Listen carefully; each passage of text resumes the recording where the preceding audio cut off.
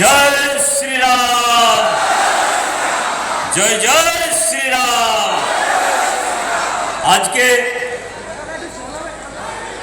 মানবাজার বিধানসভা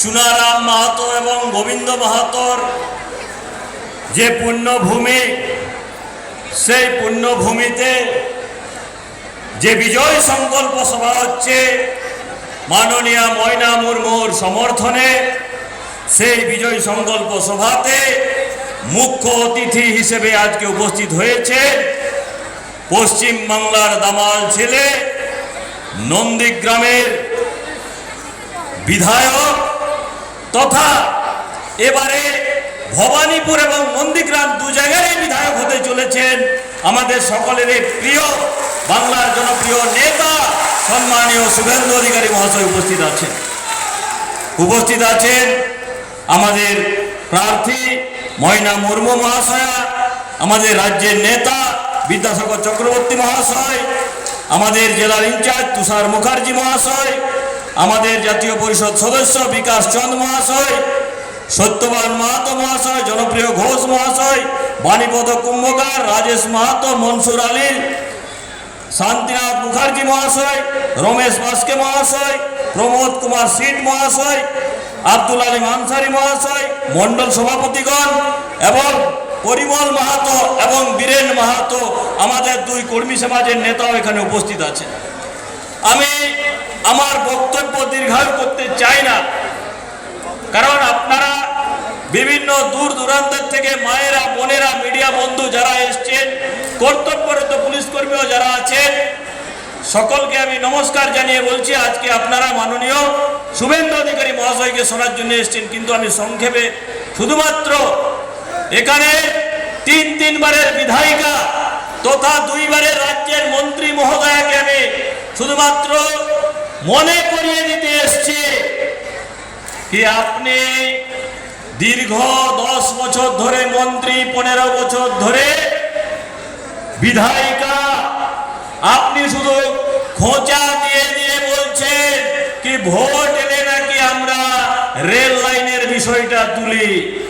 মাননীয়াকে আমি বলতে চাইছি, মাননীয় প্রধানমন্ত্রী নরেন্দ্র ভাই মোদী সার্ভে করিয়ে, রিপোর্ট করিয়ে, সবকিছু করিয়ে পুরুলিয়া টু ঝাড়গ্রাম যে রেল লাইন তিনি মোটামুটি ফাইনাল করে দিয়ে গেছেন রেল মন্ত্রণালয় থেকে। কিন্তু আপনাকে আমি জিজ্ঞেস করছি মাননীয়া, আপনি 15 বছরে রাজ্য সরকারের পক্ষ থেকে, আপনার পক্ষ থেকে কতবার রেল মন্ত্রণালয় কিংবা ভারত সরকার কিংবা রাজ্য সরকারকে বলেছে একটা চিঠি দেখান, কিংবা একবার আপনি কোনো মিডিয়ার সামনে বলেছেন কি রাজ্য সরকার তৈরি আছে মানবাজারের উপর দিয়ে রেল যায়, আমরা জমি দিতে সব রকম সহযোগিতা করার জন্য প্রস্তুত আছি? একটাও কোনো জায়গায় বলেছেন? বলতে পারেননি। কারণ মাননীয়া মমতা ব্যানার্জি দুইবার রেলমন্ত্রী থাকা পর্যন্ত পুরুলিয়া তথা জঙ্গলমহলের রেলের ডেভেলপমেন্ট কিচ্ছু করেননি। শুধুমাত্র তার ব্যর্থতা ঢাকার জন্য আপনি কেন্দ্র সরকারের বিরুদ্ধে অভিযোগ করছেন। এইবারে ময়না মুর্মু বিধায়িকা হচ্ছে, রাজ্যে সরকার আসছে, Purulia to Jhargram rail line 1 বছরের মধ্যে আপনার কাজ শুরু করে কমপ্লিট করে দেওয়া হবে, আমি সাংসদ হতে বলছি। আপনার এখানে বেশি দূরে নয়, পানিপাথর অঞ্চলের বুবুলসিন গ্রামে সামান্য আদিবাসী মানুষরা এখনো ডাড়ির জল খায়।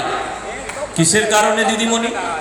15 বছর ধরে তো বিশাল ডেভেলপমেন্ট করেছে মমতা ব্যানার্জি আর আপনি, অথচ ডাড়ির জল, ডোবার জল খেতে হচ্ছে। আজকে পুরুলিয়া জেলাতে মানবাজার বিধানসভায় আপনার মন্ত্রিত্ব থাকাকালে এটার জবাব আপনাকে দিতে হবে। আর কদমা ব্রিজ আর কেশরগড়িয়া ব্রিজ, এটার হিসাব কে দিবে দিদিমণি? দীর্ঘদিন ধরে মিথ্যা প্রতিশ্রুতি, আজ হচ্ছে কাল হচ্ছে, হবে কবে করবে? এরপরে আর করতে হবে নাই আপনাকে, আপনি বিশ্রাম নিন এরপরে, কারণ 4 তারিখ পর্যন্ত আপনার মেয়াদ আছে। 4 তারিখের পরে ময়না মুর্মু বিধায়িকা হবে। আমি মাননীয় বিধায়িকাকে আরেকটা প্রশ্ন করতে চাই, লালপুর আমাদের বড় একটা সেন্টার আছে, কলেজ আছে, সেখানে একদিকে হুড়া বাজার আছে, একদিকে মান বাজার আছে। এখনো পর্যন্ত একটা টয়লেট নাই, শৌচালয় নাই। একটা আদিকালে শৌচালয় হয়েছিল, আপনারা জেনে রাখুন। তৃণমূল কংগ্রেস পার্টির যে কার্যালয়, সেই কার্যালয় বিস্তার করার ক্ষেত্রে সেই শৌচালয়টাকে হড়পে দিয়েছে পার্টি অফিসের ভিতরে। আপনারা ভাবুন, তৃণমূল কংগ্রেস পার্টি অফিস বানাতে গিয়ে সেই শৌচালয়টাকে পার্টি অফিসের ভিতরে নিয়ে নিয়েছে। একটা শৌচালয় পর্যন্ত করার আপনাদের মুরদ নাই, আর করার ক্ষমতা নাই।